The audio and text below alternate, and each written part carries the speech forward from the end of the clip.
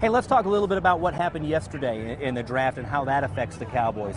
Of course, with the 6th overall pick, the New York Giants took Daniel Jones, the Duke quarterback, and they have been receiving a lot of criticism about that pick. But you've got to appreciate the fact that the general manager is sticking to his guns and believing in himself and in his staff. Yeah, and what happens is, you know, we have all these experts that analyze the draft, and then if the team doesn't do what they do, then the team's wrong. You know, it's like, no, they're getting paid to make these decisions, and they got to live with them, right?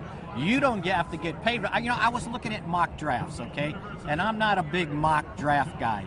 And I saw one, they got the first 3 picks right, and after that, 0 for 29, right? And I saw another one got the first 3 picks right, and then 2 more picks the rest of the way, and that's it. So, you know, and then I'm sure they're sitting there going, well, they don't know what they're talking about. And it's like, come on now. But it's a great fun thing, it is right? Fun. Everybody can participate. Everybody can evaluate players if they want right. to. And the thing is, if you're wrong evaluating, you don't have to live with the mistake.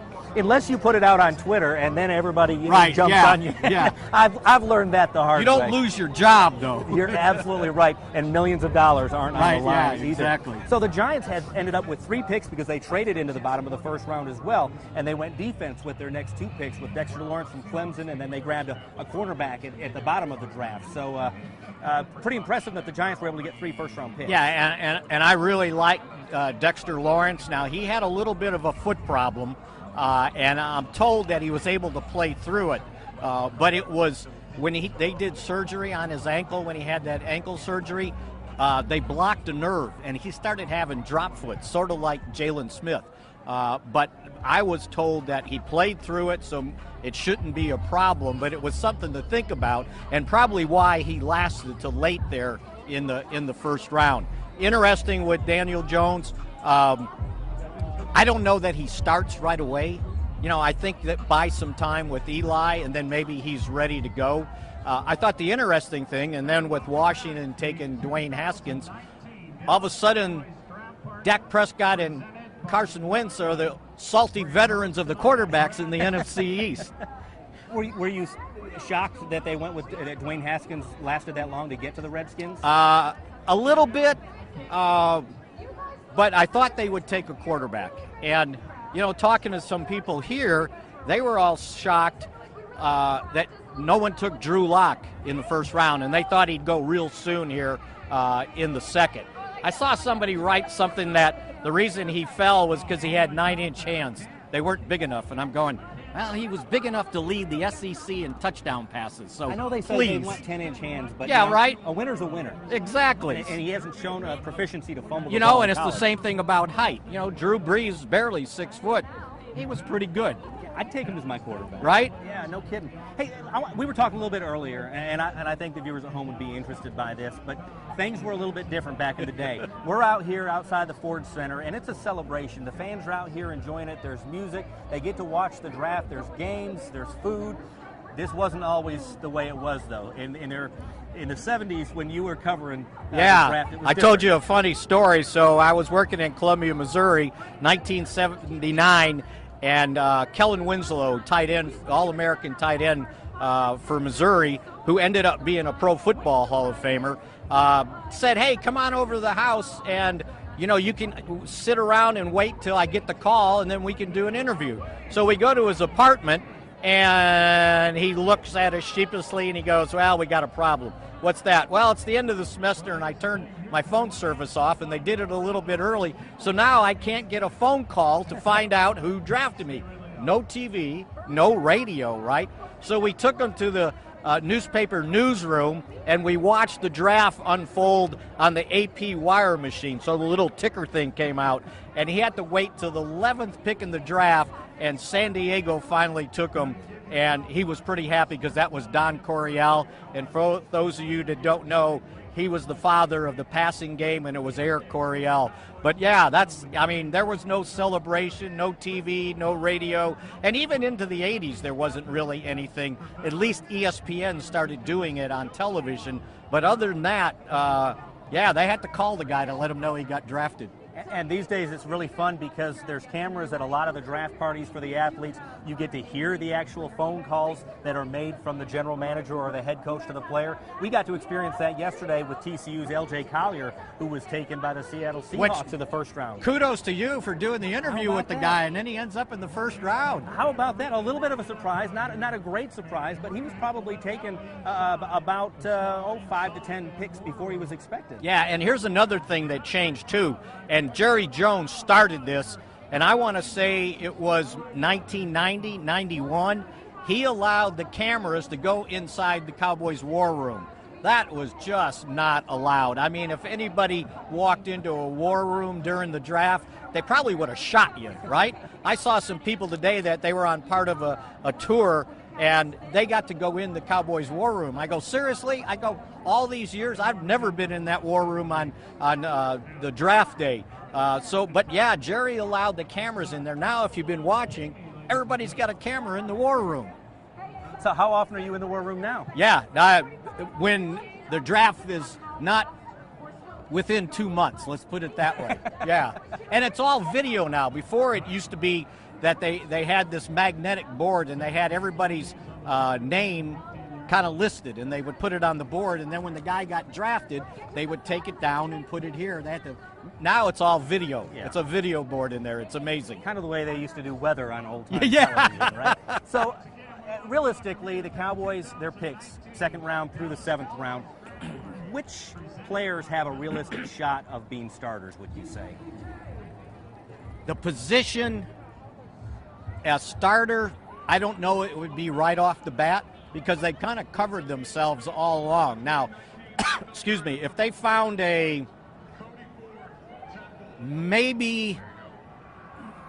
just drafted Cody Ford. I was going to say he could be, it wouldn't be a starter, but he could have been the swing tackle, I think. So in the rotation. In the rotation. And I think the same thing at defensive end or defensive tackle. Okay. Probably the same thing at safety and cornerback. Wide receiver might get on the field, but not immediately, because they've got guys, Randall Cobb and Tavon Austin. Maybe as a special team guy could return. Debo could have returned kicks for him, right? And we talked about that a little bit yesterday, that this is a team that was a playoff team a year ago, and this is a team that doesn't have to go out there and make any desperate moves to get someone, because they don't have to have a starter come in. As I like to say, the last time I remember them desperate to get a defensive end was 1994, and they just had to have a defensive end, and they got to that point in the draft, and it was the late 20s, and really there wasn't a good pass rushing defensive end, but they had to take one, and then you end up with Shante Carver, and he really never blossomed for the Cowboys. So I think they learned a lesson there. Don't be reaching for a position just kind of need. So they cover themselves in free agency, and then you can sit there and go, well, let's just take the best player available. I'm going to throw out there a name for Cowboys fans in the third round. Possibly a defensive end that they could take is Max Crosby from Eastern Michigan. And they have been willing to take some players from the MAC schools. So they've got Kayvon Frazier and Cooper Rush. And right. So, I mean, they're willing to take someone that's not at, your Power 5 conferences. There's a defensive end at Louisiana Tech, Ferguson. They brought him in after their 30 visits, and so they had some interest in him. He's a guy that looks like he would go in the second, maybe third round, somewhere in there. So when they bring these guys in for visits, they're all not first-round picks, or they're all not second-round picks. At some point you got to know something about guys that are getting drafted in the third, fourth, and fifth round, and this is the best way to get to know them, by bringing them into these visits. So yeah, your guy's a possibility, and it just depends on how the draft unfolds. Right. You can't go into this thing saying, this is my guy, and then you're 25 picks away from getting that guy, right? You got to be flexible, and you got to have it thought out. So what they did today was they reconvened early in the afternoon, and they started projecting. They would do their own mock drafts and say, okay, this guy's going here, here, and here, and then come up with a group of guys at around 26 and say, okay, here's 6 or 8 guys that could be here. Now, what would we do? And they'd go through the guys one by one. Well, so it's not just off that board. Yeah, right. and it's not like, okay, we got 7 minutes to make a decision. you kind of, unless something weird happens and somebody drops, you've already made those decisions, basically. Did anything happen, do you think, in the first round that really sent them into saying, okay, we've got to make some drastic changes here? No, I don't think so, because they pretty much knew what was going to happen. Now, I think that, a few of the offensive linemen that they thought were going to go in early in the first round didn't go, so that gives you a little bit of pause. Not very many, one running back? Cody Ford being one of those, and then the Jacobs kid from Alabama. Right, and so, they're looking at it and they go, the other running back from Alabama, Harris, it's like, well, if he drops to where we're at, we really don't want to use a second-round pick on a running tack, but if he's, really good and he's there, going to have to talk about it. Let me ask you about this, because I've had some fans ask me about this, the tight end position. Does Jason Witten coming back push the need for a tight end off of a year because maybe he can mature the guys that are on the roster now into that role? I think even before they did that, they like Blake Jarwin. Right. They like Schultz, Dalton Schultz. And so they spent all last year kind of grooming these guys, and it would be hard to sit here and go, okay, now let's take a tight end and just kind of kick those guys to the curb. So I don't know that tight end was high on it was high on everybody else's list, and maybe Jason Witten allows them to give these guys another year. Can you show up? And if you can't, then maybe the next year you take a tight end. But at some point you have overkill at the position. Mickey, appreciate your insight. Oh, this is so fun. We can do this for an hour, right? No kidding. I mean, people have called it a national holiday, and I wish they would turn it into a national holiday, but you and I would still have to work. That's right, absolutely. But game day on Sunday's a national holiday, and we're working, right? There you go.